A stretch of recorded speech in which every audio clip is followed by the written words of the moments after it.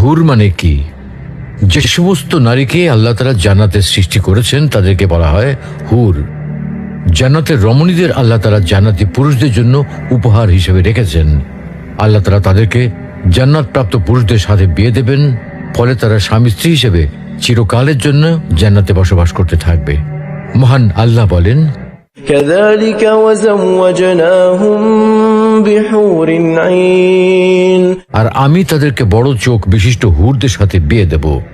জান্নাতের হুর হবে চিরকুমারী ও সমবয়সের প্রেম সোহাগিনী। জান্নাতে একজন হুর যদি দুনিয়ায় একবার দৃষ্টি দিত, তাহলে আকাশ ও জমিনের মধ্যবর্তী স্থান সুবাসে ভরে যেত। পূর্ব পশ্চিম প্রান্তকে তথা সমগ্র পৃথিবীটাকে সুসজ্জিত করে দিত। প্রতিটি চোখ সব জিনিস থেকে দৃষ্টি ফিরিয়ে তার দিকে চেয়ে থাকত এবং সৃষ্টিকুল আল্লাহর প্রশংসা ও বড়ত্ব বর্ণনা করত। জান্নাতি পুরুষেরা যখনই তাদের দিকে তাকাবে, আনন্দে মন ভরে যাবে। যখন কথা বলবে, ছন্দময় মিষ্টি কথা দ্বারা হৃদয় ভরে দেবে।